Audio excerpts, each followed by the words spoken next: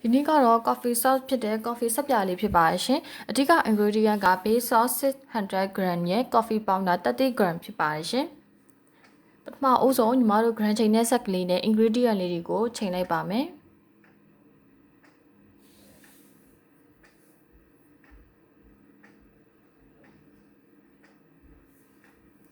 အဓိကပါဝင်ပစ္စည်းဖြစ်တဲ့ base sauce ပေါ့နော် base sauce က 600g ချိန်ပါမယ်ဒီ base sauce ဆိုတဲ့နေရာမှာညီမတို့ဒီအခုအသုံးပြထားတဲ့ base sauce အသေးမျိုးလေးတွေထိုင်းကနေဝင်တဲ့ base sauce ကိုအသုံးပြုထားဖြစ်ပါတယ်သူကပို့ပြီးတော့ quality ကောင်းတယ်ပေါ့နော်ကိုပြုလုပ်မဲ့ဒီဆက်ပြာကပေါ့နော်ဒီမျက်နှာအတွက် facial အတွက်လုပ်မှာလားဒီခန္ဓာကိုယ်အတွက် body ပေါ့နော် body soft လုပ်မှာလားဆိုတဲ့ကညီမတို့အသုံးပြုတဲ့ base sauce ပေါ်မှာလည်းမူတည်ပါတယ်မျက်နှာအတွက်အသုံးပြုမယ်ဆိုရင်တော့ထိုင်းဘက်ကနေဝင်တဲ့ဒီအမျိုးအစားကောင်းတဲ့ဒီ base sauce ကိုအသုံးပြုတင်ပါတယ်ရှင့်ဒါကတော့ coffee အကြမ်းမုံပါ coffee အကြမ်းမုံကကြတော့coffee အကြမ်းမုံကတော့သူကဒီဈေးမျိုးမျိုးရှိတယ်ပေါ့နော်ကိုရောင်းချမဲ့ပစ္စည်းရဲ့အရင်ဈေးပေါ်မှာကိုကသုံးနိုင်တဲ့ကုန်ကြမ်းကိုရှာဖွေရမှာဖြစ်ပါတယ် coffee မုံကတော့သူက 30g ပေါ့နော် 30g ပဲဖြစ်တဲ့အတွက်ကြောင့်မို့လို့ရမ်းအများကြီးတော့ထည့်ကြမလို့ဘူးနော်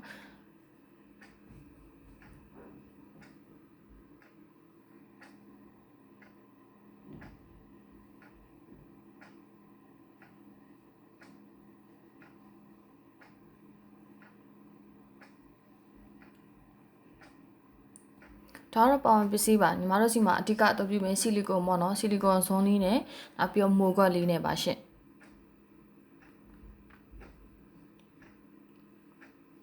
ပထမဦးဆုံးမီးဖို့ဖွင့်လိုက်ပါမယ်ဒီလိုမျိုးဒီဒန်စလုံးပဲဖြစ်ဖြစ်ဒီစတီးအိုးပဲဖြစ်ဖြစ်ပေါ့နော်အဆင်ပြေတဲ့အိုးတစ်ခုရှိရင်ရပါတယ်ဒီထဲမှာရေကိုထည့်လိုက်ပါမယ်ရေနွေးပေါ့နော်ရေနွေးထည့်လည်းရပါတယ်ရေထည့်လည်းရပါတယ်ပေါ့နော်ညီမတို့ကအမြင်မြန်ကြအောင်လို့ရေနွေးပူပူလေးထည့်လိုက်ပါတယ်ပြီးရခါမှာတော့ဒီထဲမှာညီမတို့ကြိုမဲ့ဒီနောက်ထပ်စလုံးတစ်ခုထည့်ပါမယ်ဒီစလုံးတွေကိုတော့ခုနကတော့ဒီချိန်တွယ်ထားတဲ့တခြားချိန်တွယ်ထားတဲ့ base sauce ကိုထည့်လိုက်ပါမယ် base sauce ကပေါ့နော်ဒီရင်တွေ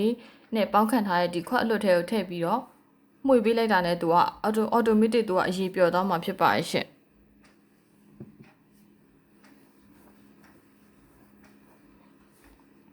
add base sauce and slow down ဖြည်းဖြည်းချင်းမှွေမှာဖြစ်ပါတယ်ရင်းနှီးပူချိန်ပေါ်မူတည်ပြီးတော့သူ့ရဲ့ပျော်နိုင်တဲ့စွမ်းရည်ကမြန်နေမြန်ပဲနှိမ့်နေနေမယ်ပေါ့နော်ဒါကတော့ကိစ္စမရှိပါဘူးညီမတို့ဒီဟာလေးကိုပျော်သွားဖို့ပဲလိုပါတယ်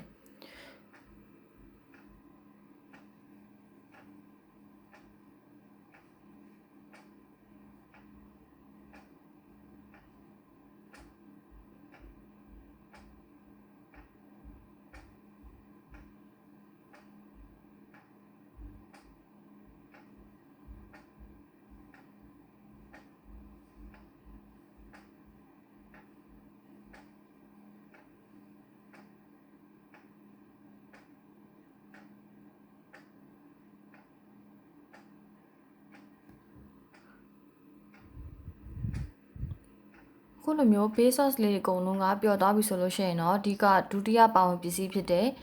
coffee အကြမ်းမှုန့်ပေါ့နော် coffee အကြမ်းမှုန့်ကိုထည့်လိုက်ပါမယ် coffee အကြမ်းမှုန့်ဆိုတဲ့နေရာမှာ coffee မှုန့်ကိုအနှုတ်ထည့်လည်းရပါတယ်အကြမ်းမှုန့်ထည့်လည်းရတယ်ပေါ့နော်ကိုအဆင်ပြေလို့ထည့်လို့ရပါတယ်ဆက်ပြတိုက်တဲ့အခါကျလို့ရှိရင်အကြမ်းမှုန့်ထည့်မယ်ဆိုလို့ရှိရင်တော့သူကဒီအမှုန့်မှုန့်လေးကိုခန်းစားရမှာဖြစ်ပြီးတော့ coffee အနှုတ်မှုန့်လေးကိုထည့်မယ်ဆိုလို့ရှိရင်တော့ဒီအမှုန့်တိတ်မထောက်ပေါ့နော်နုနုဖက်ဖက်ကလေးဖြစ်နေမှာဖြစ်ပါတယ်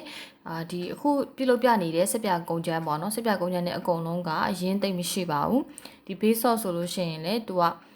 ဒီခုထည့်လိုက်တဲ့ 600g ဆိုလို့ရှိရင်သူ့ရဲ့အရင်ဈေးတန်ဖိုးကပေါ့နော်1000မကျော်ပါဘူး900 1000ဝန်းကျင်လောက်ပဲရှိတယ်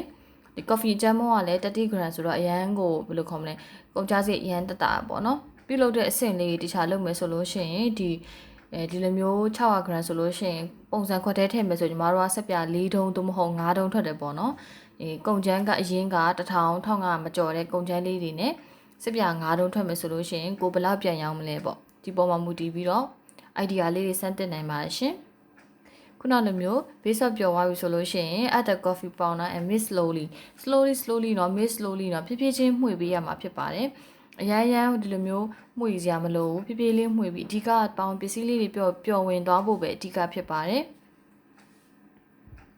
ကိုကမှွေနေတဲ့အထက်မှာရှိတဲ့ပေါင်ပစ္စည်းလေးတွေတကယ်ကြေွားပြီလားတကယ်ပျော့သွားပြီလားပေါ့နော်ဒီပေါ်မှာမူတည်ပြီးတော့အိုးဘွားနေချလို့ရပါတယ်ရှင်ဒါကအတိအကျအချိန်ရလို့သတ်မှတ်ထားမရှိဘူးကိုကနောက်ပိုင်းကိုဒီအယောင်းတွက်လာပြီဆိုလို့ရှိရင်မြန်တွက်လောက်ကမဲ့ဒီကုန်ကျန်းလေးတွေရှိရပေါ့နော်အဲ့တို့ကြောင့်မို့လို့လက်စာလေးကိုမှန်းနေအောင်တက်နေအောင်လို့မှန်းထားလိုက်မယ်ဆိုရင်နောက်ပိုင်းနေလည်းအဆင်ပြေသွားမှာဖြစ်ပါတယ်ခုလိုမျိုးအိုးဘွားချပြီးနောက်မှာညီမတို့အေးမခံပဲနဲ့မူတဲ့ကိုတန်းထည့်မှာဖြစ်ပါတယ်အခုထည့်ထားတဲ့ခွက်ကလေးကပေါ့နော်နှုတ်သီးလေးပါတဲ့ခွက်ကိုညီမမတုံးလိုက်မိဘူးဒါပေမဲ့နှုတ်သီးပါတဲ့ခွက်ကလေးကိုတုံးမယ်ဆိုရင်တော့ပို့ပြီးတော့တည်တတ်တယ်ပေါ့နော်အလေလွင့်မရှိဘူးဒီတစ်ခုကညီမလိုသွားတာပါကိုတုံးပြုတ်မဲ့မူကွက်လေးတွေကိုခုလိုမျိုးလေးလောင်းထည့်လိုက်ပါလောင်းထည့်ပြီးတဲ့နောက်မှာတော့ညီမတို့မလှုပ်ကတော့ပါဘူးဒီမူကွက်လေးကိုငြိမ်းနေအောင်ထားမှဖြစ်မယ်ပေါ့နော်ငြိမ်းနေအောင်ထားမှဖြစ်မယ်မလှုပ်မရှက်ပဲနဲ့ဒီတိုင်းနေထားရမှာဖြစ်ပါတယ်ကိုကပေါ့နော်နေရာရွှေ့ဖို့ရည်ရွယ်ချက်ရှိရဆိုလို့ရှိရင်ဒီမိုကွယ်လေးရဲ့အောက်မှာဒီတသားပြားလေးဖြစ်ဖြစ်လင်ပန်းလေးဖြစ်ဖြစ်တခုခုခံပြီးတော့ထားလို့ရပါတယ်အားလုံးပြီးသွားပြီညီမတို့ပေါ့နော်ဒါလေးကို45မိနစ်လောက်အေးခံမယ်ပေါ့နော်45မိနစ်လောက်အေးခံပြီးရဲ့နောက်မှာတော့ခုလိုမျိုး coffee soft လေးတွေထွက်လာပြီဖြစ်ပါတယ် coffee soft လေးထွက်လာပြီဆိုရင်ညီမတို့ packet နဲ့တွတ်ပြီးတော့တန်းပြီးတော့ရောင်းချနိုင်ပါပြီရှင်ဒီနေရာမှာထပ်ပြီးတစ်ခုတတိပေးချင်တာလေးကတော့ဒီအေးခံပြီးနောက်ပိုင်းမှာညီမတို့ချက်ချင်းပေါ့နော်ပါကင်ထဲကိုထည့်ဖို့လိုအပ်ပါတယ်ပါကင်ထဲထည့်ဖို့လိုအပ်ပါတယ်ဘာလို့ဆိုတော့သူကဒီစက်ပြာမှာရေငွေ့ပြန်တတ်တယ်ပေါ့နော်ဒီလိုပလတ်စတစ်လေးတွေနဲ့တခါတည်းပတ်မယ်ဒါလေးဆိုလို့ရှိရင်ပါကင်ထည့်တဲ့ဒီကြီးမဟုတ်ပလတ်စတစ်အပျော့လေးပေါ့နော်ဒီလိုမျိုးလေးနဲ့တခါတည်းပါကင်တွတ်လိုက်မယ်ဆိုလို့ရှိရင်သူကရေငွေ့မပြန်တော့ဘူးမပျော့သွားတော့ဘူးပေါ့နော်စက်ပြာလေးတွေလုတ်ပြီးရဲ့နောက်ပိုင်းမှာညီမတို့ဒါရေမပါတဲ့စက်ပြာမှာတော့မပျော့တတ်တဲ့အနေထားလေးတွေရှိတယ်ဒါတော့အိတ်နဲ့တခါတည်း packaging ထည့်မှာဖြစ်ပါတယ်ပလတ်စတစ်အိတ်အပျော်လေးနဲ့ packaging တစ်ခေါက်ထည့်မယ်အပေါ်ကအလှလေးတွေထည့်မယ်ပေါ့နော်သို့မဟုတ်ညီမတို့ပလတ်စတစ်နဲ့မလုပ်ဘဲနဲ့ဒီစက်ကူလေးတွေပေါ့နော်အလှစက်ကူလေးရှိတယ်စက်ပြပတ်တဲ့စက်ကူလေးနဲ့တခါတည်းထုတ်မယ်ဆိုရင်လည်းအဆင်ပြေပါတယ်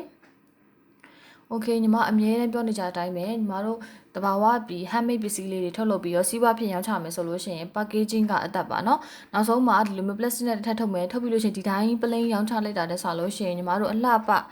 စက်ကူလေးတွေ packaging အိတ်လေးတွေနဲ့တွတ်မယ်တွတ်ပြီးတော့အပေါ်ကနေကိုယ့်ပိုင် brand စိတ်ပို့ကပ်ပြီးတော့ packaging နဲ့ပေါ့เนาะ export quality ရပါပြီရှင်နော်โอเคအဲ့ဆိုရင်ညီမတို့ဒီဗီဒီယိုလေးတွေကအမြဲတမ်းပေါ့နော် handmade လေးပြုလုပ်ပြီးတော့ဒီစီးပွားဖြစ်ရောင်းချနိုင်တဲ့ handmade လေးတွေအမြဲတမ်းပြုလုပ်ပြပါတယ်ဒီလိုမျိုးဗီဒီယိုလေးတွေကမိတ်ဆွေတို့အတွက်အကျိုးရှိမယ်ဆိုလို့ရှိရင်ဒီ channel လေးကို like and subscribe လေးလုပ်ခဲ့ဖို့မမေ့ပါနဲ့နော်ဒီလိုမျိုး coffee ဆက်ပြလေးတွေဆိုလို့ရှိရင်ကိုကရောင်းချမယ်ဆိုရင်ဒီပါဝင်ပစ္စည်းလေးတွေရဲ့ဂုဏ်သတ္တိတွေကိုကိုယ့်ရဲ့ customer တွေကိုအမြဲတမ်းရှင်းပြနိုင်ရပါမယ် coffee mo ဟာဆိုလို့ရှိရင်အသားရည်ပေါ်မှာရှိတဲ့ပေါ့နော်ဆဲသေးတွေကိုသူကဖယ်ရှားပေးတယ်နောက်ပြီးတော့ G လက်ကျွတ်တယ်ပေါ့နော်ဒီအတွက်ကြောင့်မို့လို့ coffee ဆက်ပြကိုအများသောအားဖြင့် coffee အနုနဲ့သုံးမယ်ဆိုရင်မျက်နှာမှာသုံးကြတယ် coffee အကျန်းနဲ့ဆိုလို့ရှိရင်ခန္ဓာကိုယ်မှာအသုံးပြုကြပါတယ်ရှင်နော်ဒီလိုမျိုးဆက်ပြခဲလေးတွေကိုညီမတို့ packaging ထည့်တဲ့အခါမှာလည်းအိတ်ကလေးတွေနဲ့တွတ်တာမျိုးလည်းရှိပေမဲ့တခြားသောပေါ့နော်ပကင်မျိုးစုံနဲ့တွတ်တာလည်းရှိပါတယ်